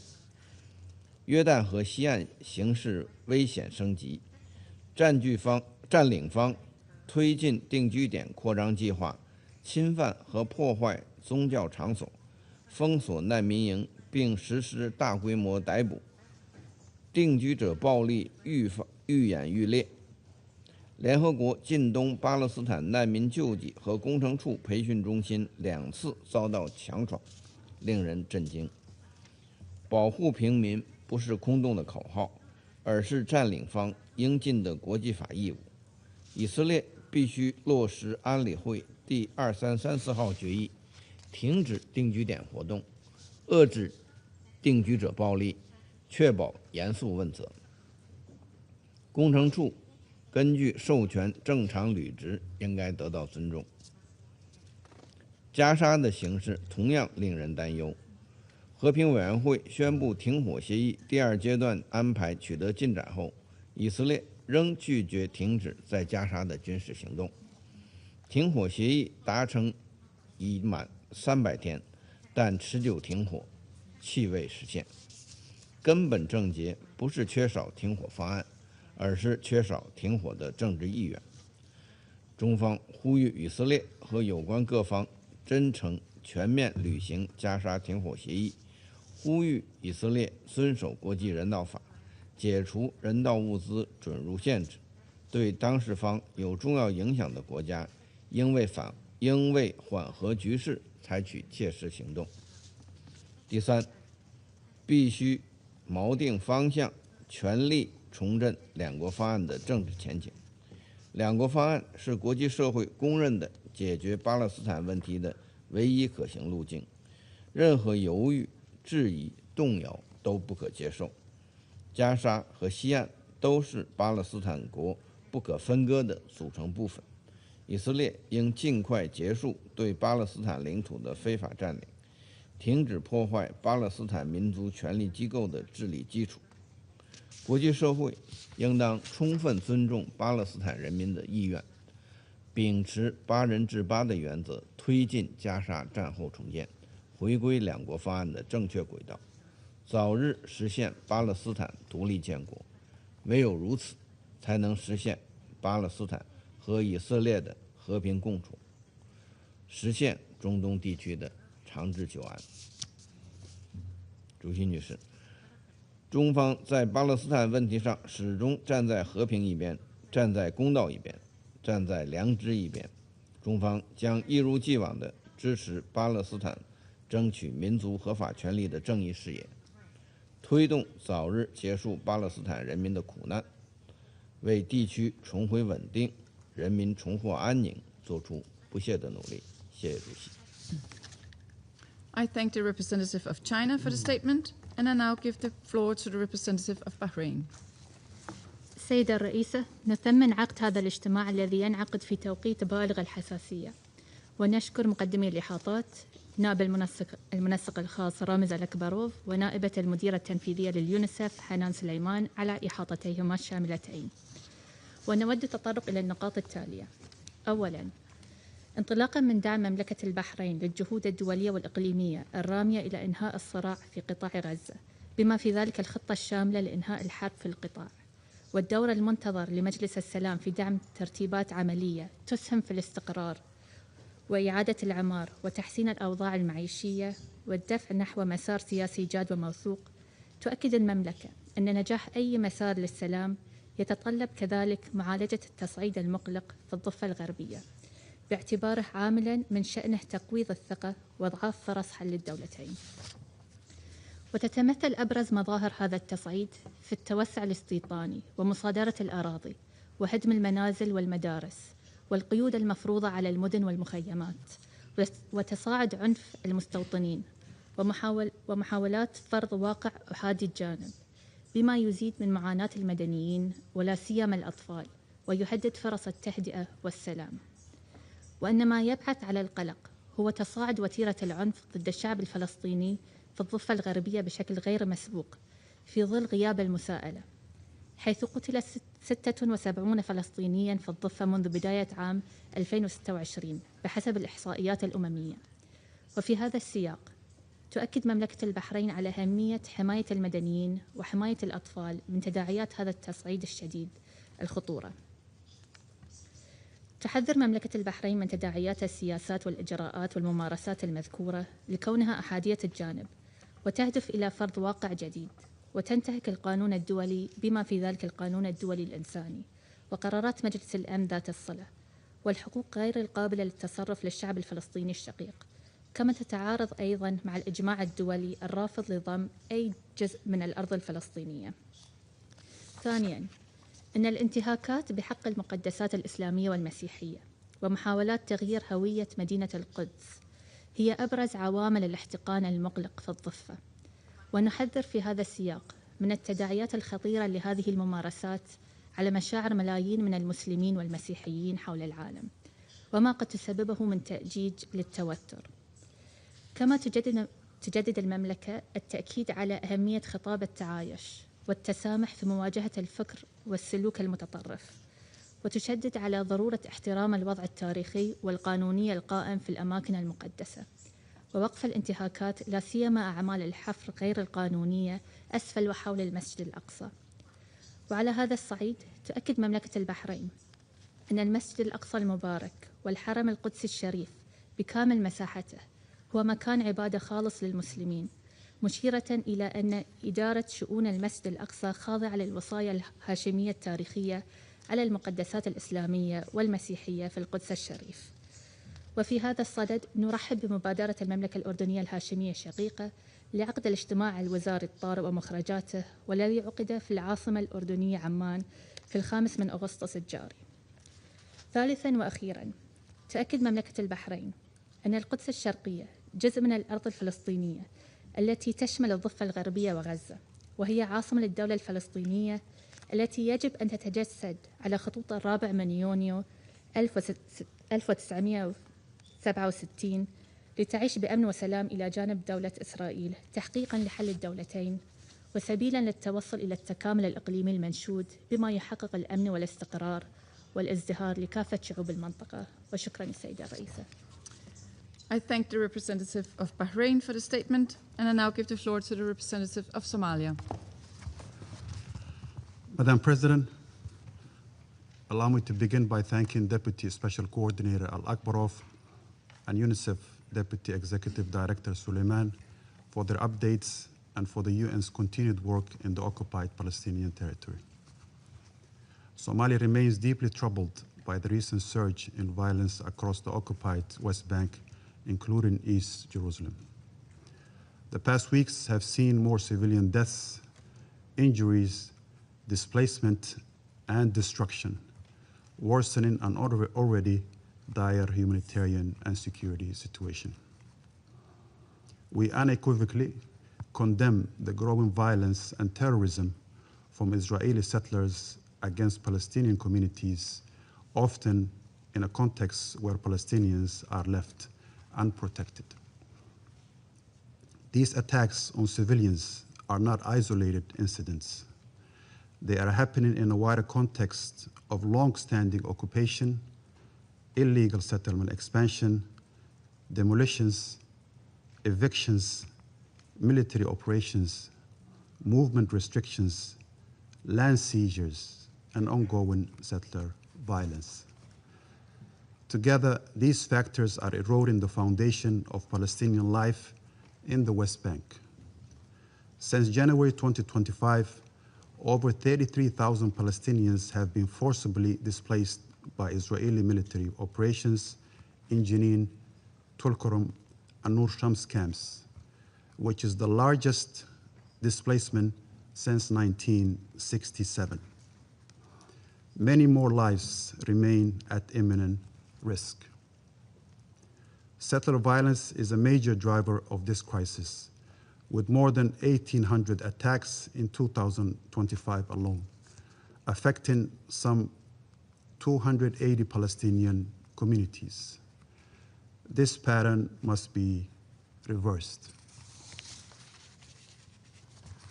Somalia reiterates that Israeli settlements, including those in East Jerusalem, are a flagrant violation of international law and Security Council Resolution 2334. A worrying development has also been seen in the increasing use of archaeology and heritage claims to justify settlement expansions and restrict Palestinian access to land and holy sites. All actions that alter the status or demographics of the occupied Palestinian territory must stop and reversed immediately.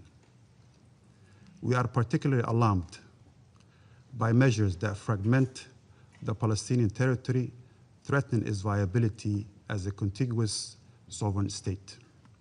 Continued settlement expansion undermines not just future negotiations, but the very basis of the two-state solution. Madam President, as we have heard, the situation for children demands urgent attention.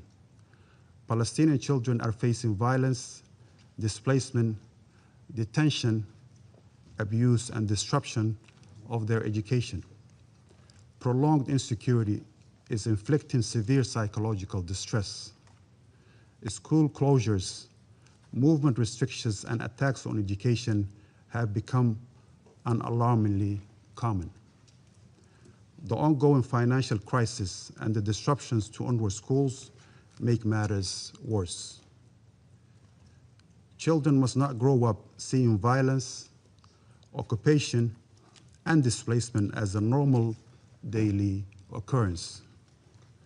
Their protection and that of schools, hospitals, and civilian infrastructure must be guaranteed under international law. The impact, dear colleagues, goes beyond children. Restriction on movement and access are affecting healthcare, livelihoods, water, and sanitation, and are making it harder for humanitarian organizations to provide assistance.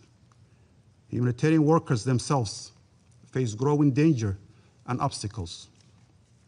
We are especially concerned by the recent incursions into UNRWA premises in East Jerusalem, including repeated unauthorized entries by Israeli security forces.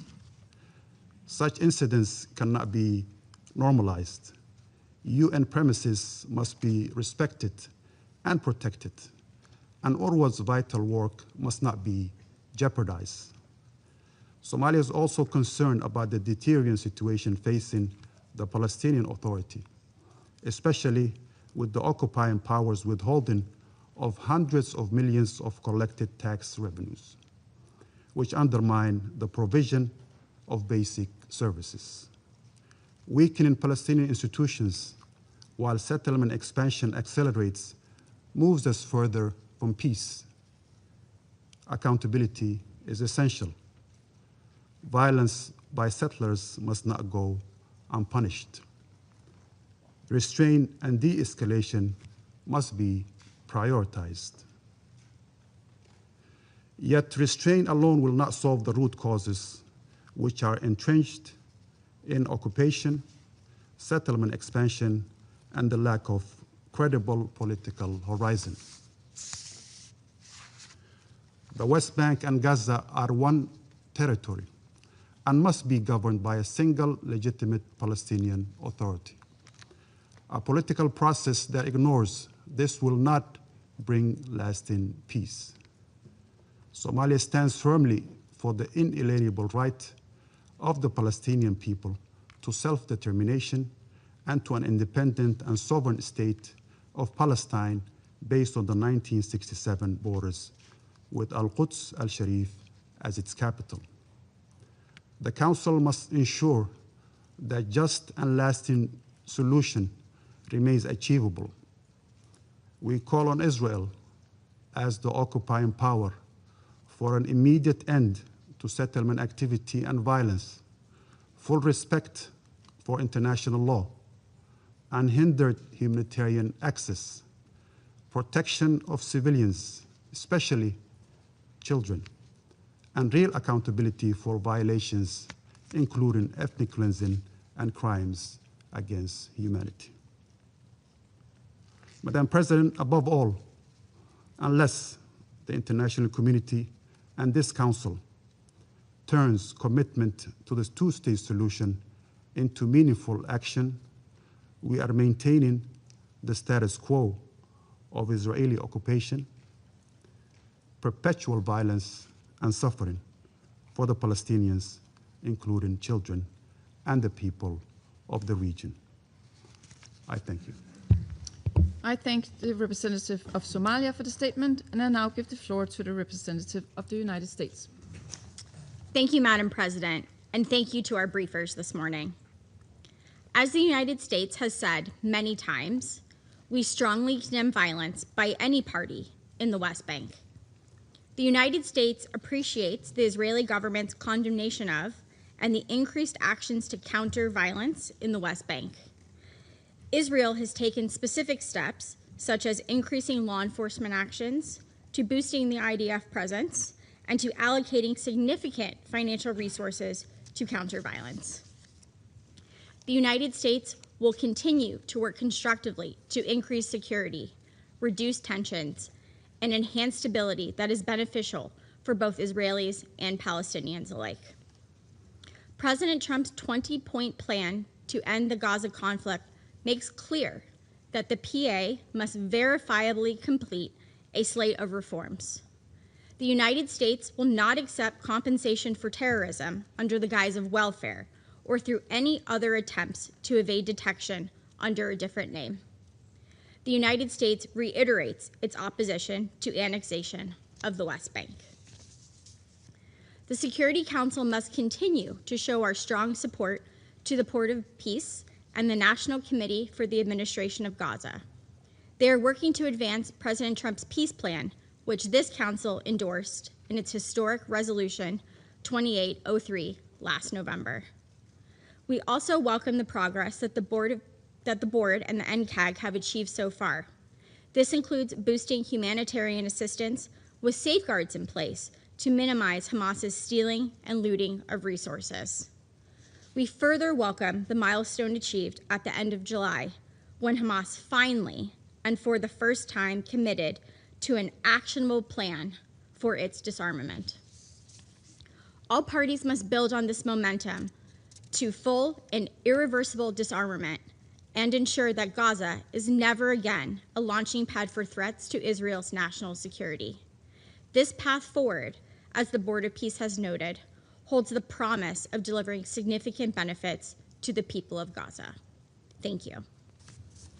I thank the representative of the United States for their statement, and I shall now make a statement in my capacity as the representative of Denmark. And I would like to start by thanking Deputy Special Coordinator Alakbarov and Deputy Executive Director Suleiman for their briefings. What we've heard today is not just statistics, as DED Suleiman stressed this morning. It is the daily reality of Palestinian children living under the threat of settler violence, loss of livelihood, demolition, and displacement. These realities were also reiterated in the Independent International Commission of Inquiry's report examining violations and crimes against Palestinian children that was published in June. At the same time, we hear that July was an exceptionally deadly month in the context of settler-related violence. This is why Denmark, together with France, Greece, Latvia, and the UK, supported by other council members, called for this urgent meeting. Colleagues, the two-state solution, as chartered in the resolutions of this council, remains the only viable path to resolving the Israeli-Palestinian conflict. Last September, 142 states reaffirmed their support for this vision in the New York Declaration. But for this vision to materialize, the current trajectory in the West Bank must urgently be reversed. We would like to emphasize 4 urgent matters. First, settler violence must stop, and those responsible must be held accountable. No Palestinian child should witness homes set ablaze, access to schools hampered, destroyed livelihoods, or blocked water sources. We urge the Israeli authorities to take immediate measures to prevent violence, protect civilians, and ensure accountability. The European Union has recently put more extremist Israeli settlers and organizations responsible for serious and systematic human rights abuses against Palestinians under sanctions. Second, the expansion of illegal settlements must end immediately. We remain deeply concerned by the potential issuing of tenders for the E1 settlement, which threatens to separate East Jerusalem from the rest of the West Bank and divide the West Bank in two. We urge businesses to be aware of the potential legal, financial, and reputational risks associated with bidding for these contracts. We once again stress that Security Council Resolution 2334 must be fully implemented. Third, Palestinian children deserve to grow up under a functioning, effective, and reformed Palestinian Authority able to pay salaries and provide essential services. We therefore reiterate our call for Israel to release withheld tax revenues and for the PA to continue its important work on necessary reforms, including on democracy and good governance. Finally, the developments in the West Bank cannot be separated from what happens in Gaza. The stability of both Gaza and the West Bank is critical to any lasting peace, including to Israel's long-term security. It is in the interest for both Palestinians and Israelis to transition Gaza from war to peace. We took note of the recent news of progress towards an agreement on the disarmament of Hamas and urge all parties to reach a full agreement on this decisive issue. And we continue to call on all parties to fully respect the ceasefire, on Hamas to disarm, and on Israel to ensure the phased withdrawal of the IDF in line with Resolution 2803, as well as to ensure unhindered humanitarian aid. A lasting ceasefire will lay the groundwork for early recovery and reconstruction. In this regard, we welcome that the EU has launched the Team Gaza initiative, which Denmark is a part of. This initiative will contribute to the much-needed early recovery efforts in Gaza, including crucial areas of water infrastructure, removal of rubble, and waste. Colleagues, developments in the West Bank threaten the vision of a two-state solution that we, as international community, have elaborated in so many resolutions and declarations over the past decades. The longer we wait, the less realistic that vision becomes. This Council must stay loyal to its decisions and ensure the implementation of a two-state solution, reuniting Gaza and the West Bank, including East Jerusalem, under a reformed Palestinian leadership along the 1967 borders, 2 states where Israelis and Palestinians can live side by side in peace and security. And I now resume my function as President of the Council. I now give the floor to the Permanent Observer of the Observer State of Palestine.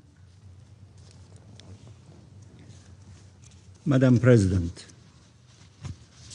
allow me at the outset to express our appreciation to you for convening this urgent briefing upon the request of Denmark, Greece, France, Latvia, United Kingdom, supported by Bahrain, China, Russia, and Pakistan, to address the critical situation and ongoing escalation by Israeli occupation forces and settlers in the West Bank.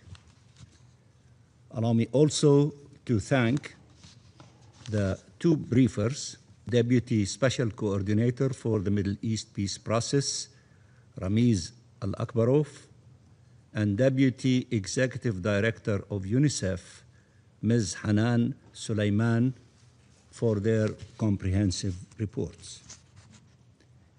And let me also add, I listened very closely to the very clear, principled, powerful statements from all of you with regard to the violations committed by the Israeli occupying forces and the settlers against the Palestinian people, especially children, and we appreciate this very strong sentiment.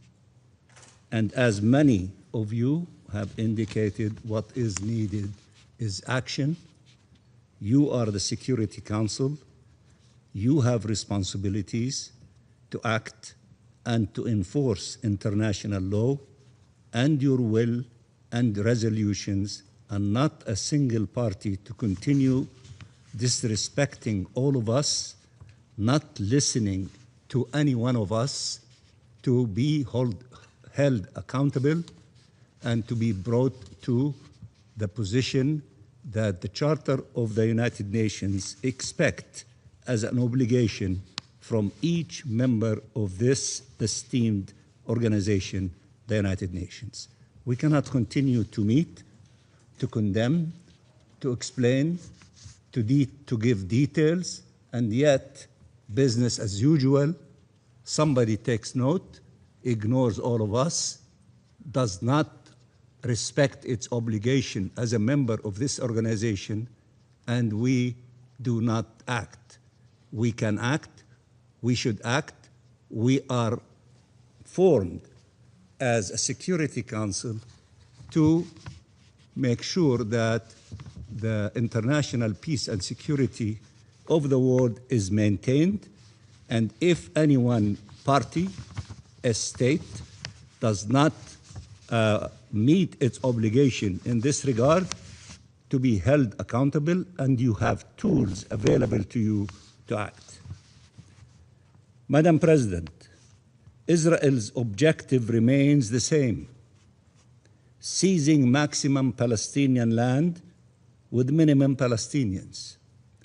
All its policies can be traced back to this singular objective pursued through military assault, settlers' violence, home demolitions, discriminatory laws, and annexation measures.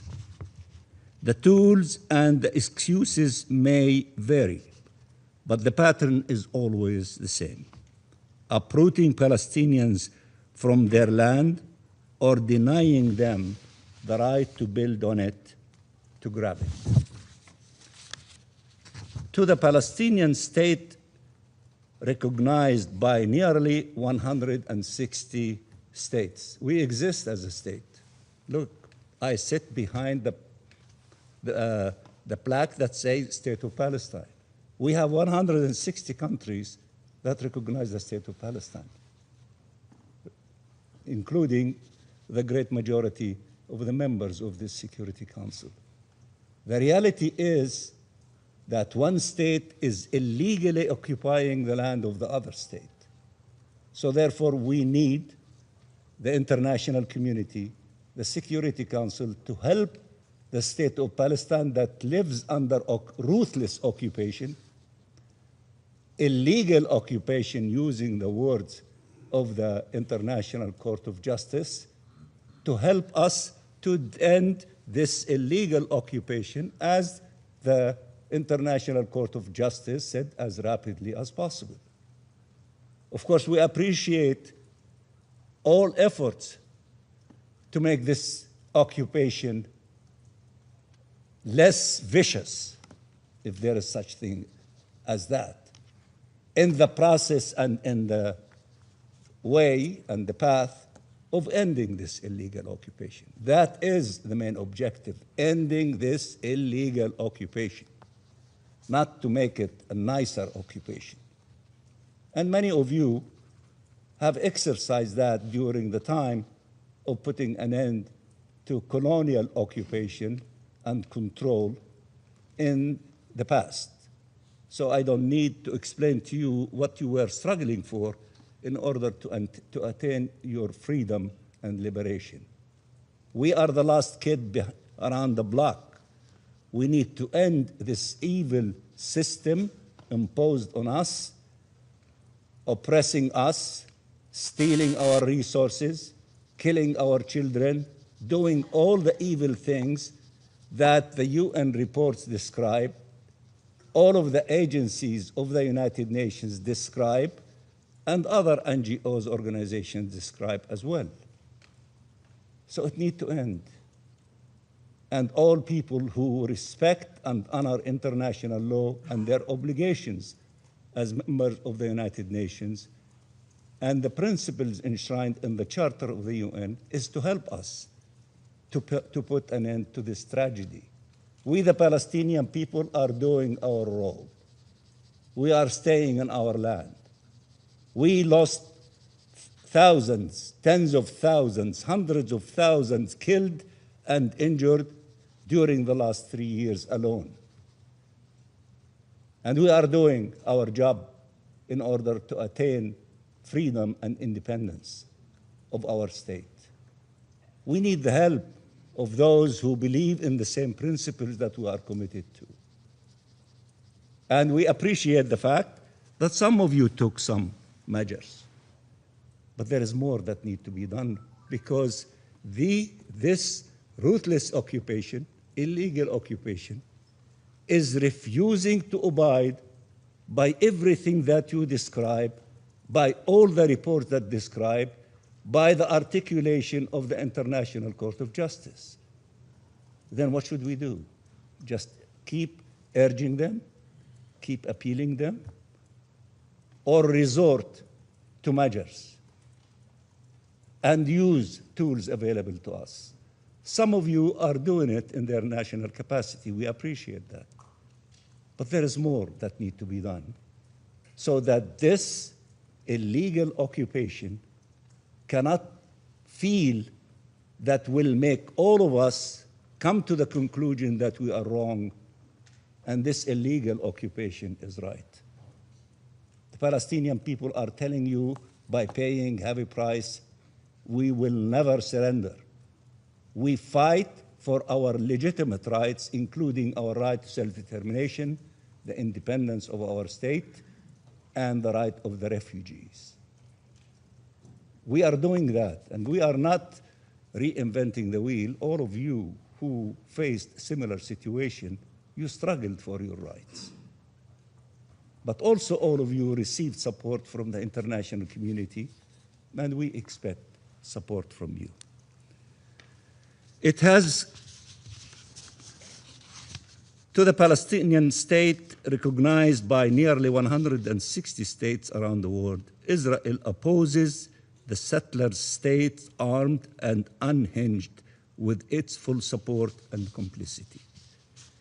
It has created an enabling environment for violence by its soldiers and its settlers, guaranteed to them effective impunity, unleashed them against Palestinian communities, refugee camps, and villages to torment and terrorize the Palestinian population.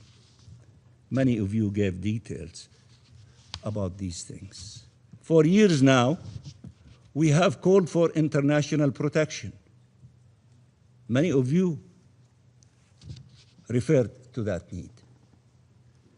International protection in accordance with the resolutions of this very council, for deterrence, for real accountability, for practical measures to counter these policies on the ground, not only condemn them in international fora.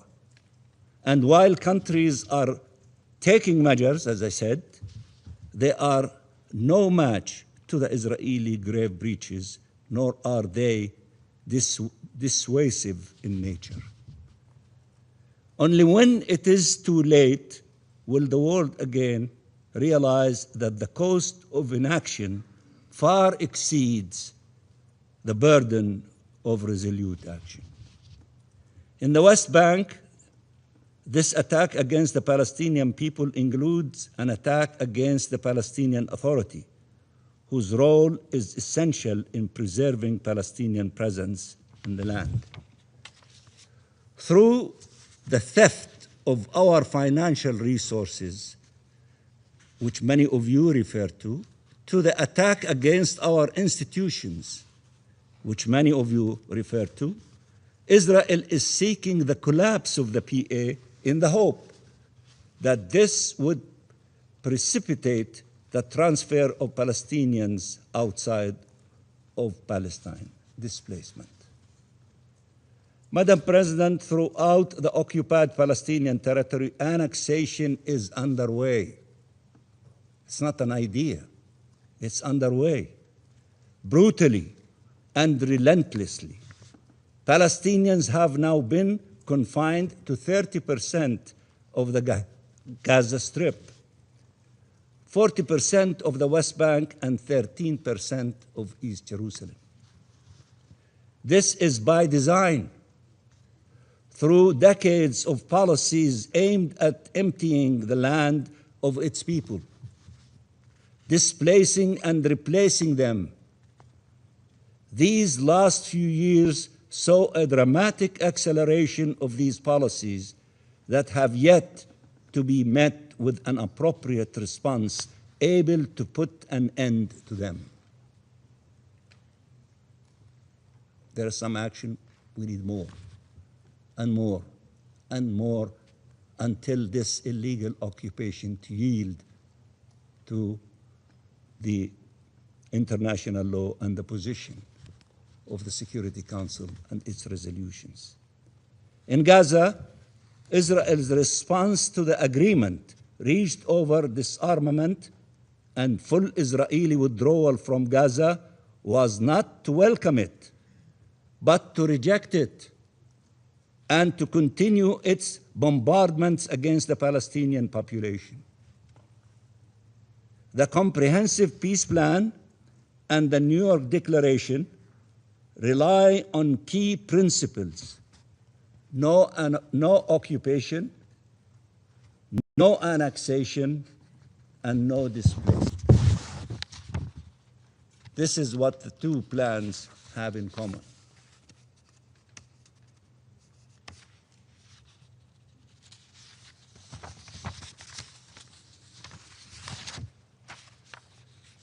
This Israeli government is fully committed to pursuing all three at all cost and by any means. We all say no annexation, no occupation, no displacement. They are not only saying, they're working day and night by all means, yes to annexation, yes to occupation, and yes to displacement. The plan builds towards reunification of the West Bank and the Gaza Strip, as many of you have indicated, under the Palestinian Authority, Palestinian self-determination, and independent statehood. The Israeli government is fully committed at preventing them at all costs and by any means, and they don't hide it. They announce it every day. While Palestine and the Arab and Muslim countries are doing their utmost, and a number of these examples and statements that were released recently were referred to, are doing their utmost to ensure the implementation of the plan, Israel keeps undermining it, whether for electoral purposes or territorial objectives.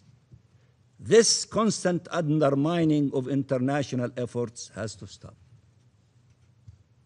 Lives are at stake, and they cannot be subject to electoral calculations or radical ideologies. The future of the region is at stake, and it cannot be left to be decided by colonial appetite or hegemonic aspirations. We have a common vision and a common plan, and cannot allow any spoiler to derail them. They must be implemented. All of us are saying we want to implement the 20-point plan of President Trump, reflected in resolution of the Security Council 2803 and the New York Declaration. All of it, the plan, the 20 points, not a la carte menu. You select from it what you like and you discard the rest. No, from point 1 to point 20 and the New York Declaration. The international will cannot bow before the colonial whims of the Israeli government. Madam President, elections are to take place in Israel and Palestine in the coming weeks. The world should send an unequivocal signal that it has charted a path for Palestinian freedom, self-determination, and independent statehood that leads to two states, Palestine and Israel, living side by side in peace and security, and to a region of sovereign states that together can foster a future of shared peace, security, and prosperity. The other path leads to a very different outcome. One this region has visited time and time again. One of occupation, wars, loss, and bloodshed. How much more bloodshed from our children and our women and the vulnerable and all the Palestinians we need to put at the altar for this illegal, vicious occupation to leave us alone and to allow the international community to prevail and succeed in supporting the Palestinian people in their quest for freedom, dignity, and independence. Show our people that there is a peaceful path that leads to freedom, dignity, and security. I appeal to you, the Security Council, show our people that there is a peaceful path that leads to freedom, dignity, and security.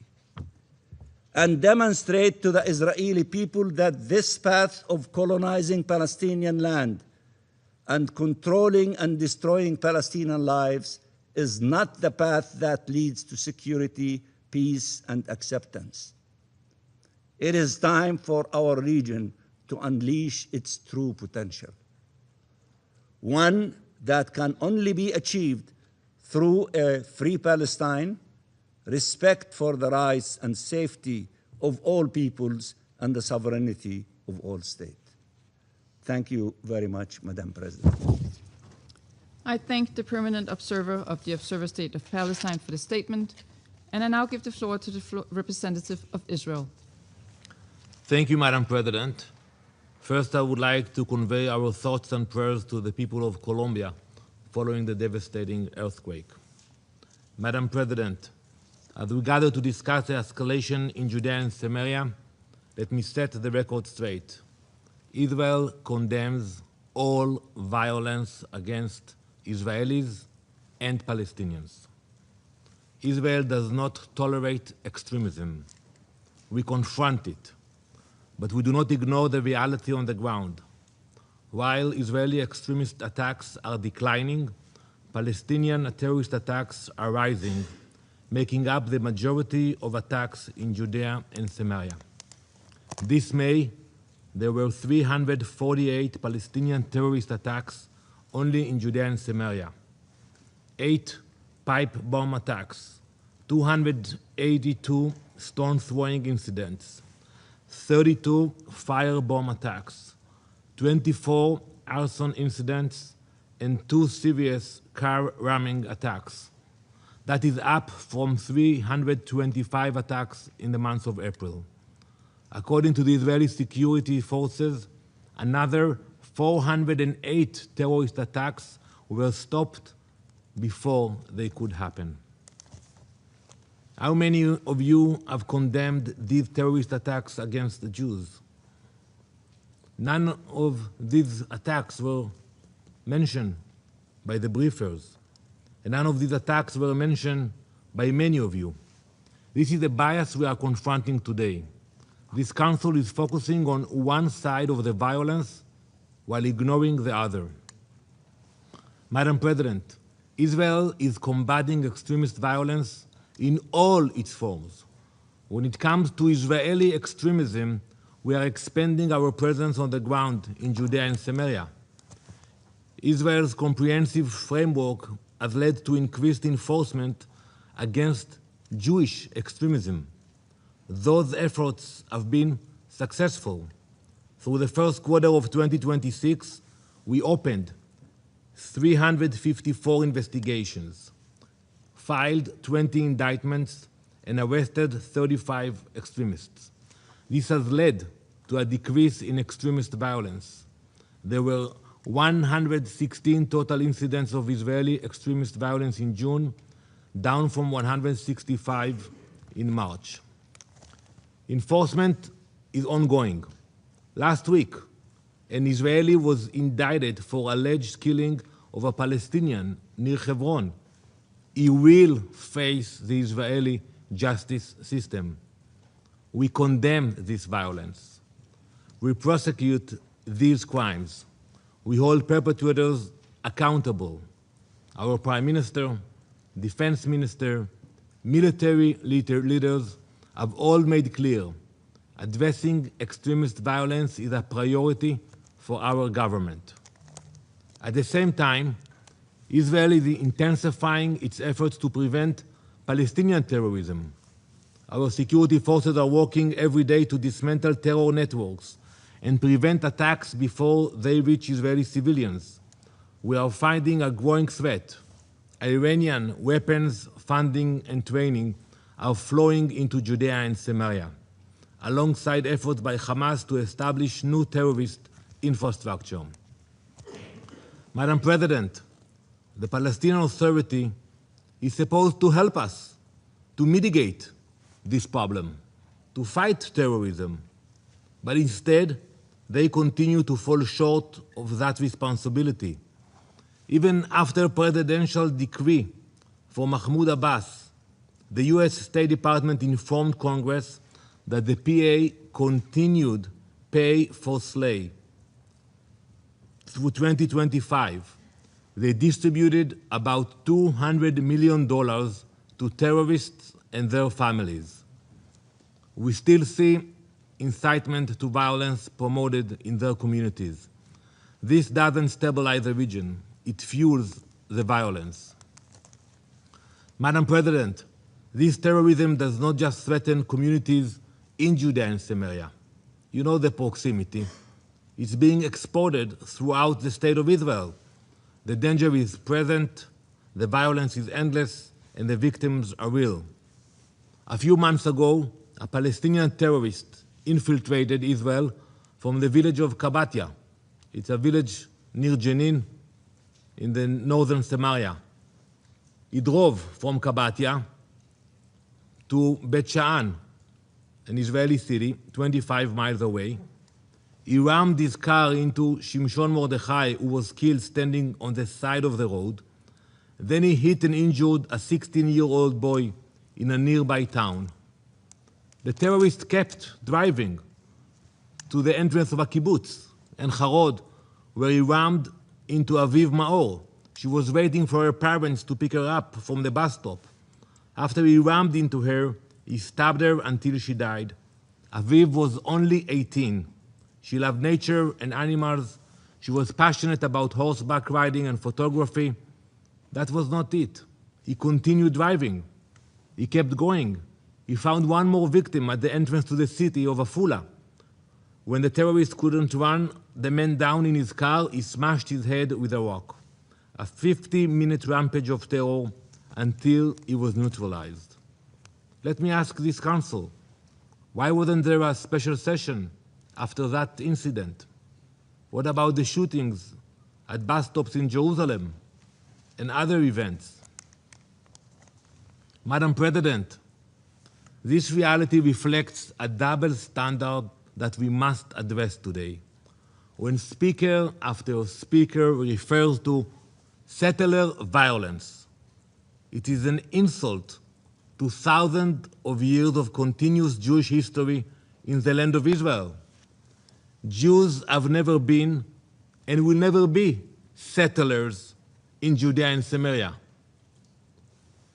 The vast majority of residents in Judea and Samaria are law-abiding citizens. Those committing violence are a tiny fraction of the people living there. They do not represent the broader community.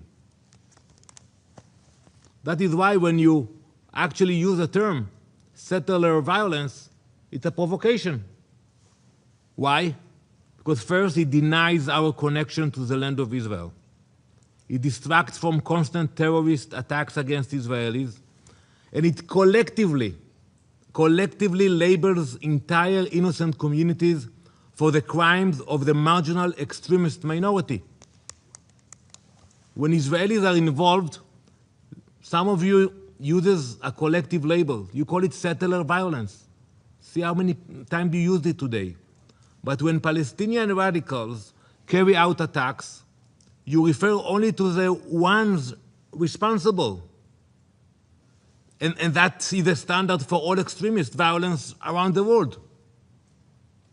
You know, look at your countries. Take a look at the UK.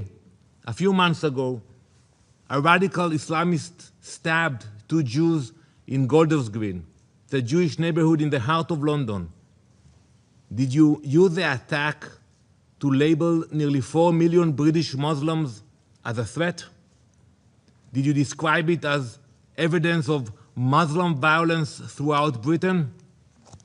Of course not, because you understand the difference between extremist and an entire population. That is not justice, that is prejudice. Yet that is exactly the standard being applied to the Jewish communities in Judea and Samaria today. 500,000 Jews.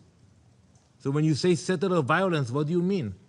That 500,000 Jews are terrorists? Support terrorism?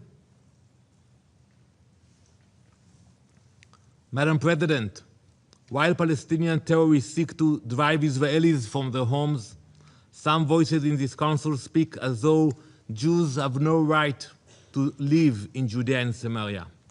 That is not true. We are not occupier, we are not settler. Our right to live in our land is based on our historical connection to it.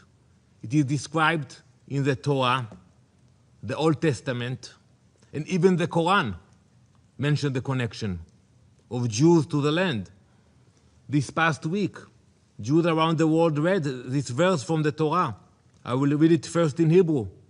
כי אתם עוברים את הירדן לבוא לרשת את הארץ אשר אדוני אלוהיכם נותן לכם וירשתם אותה וישבתם בה.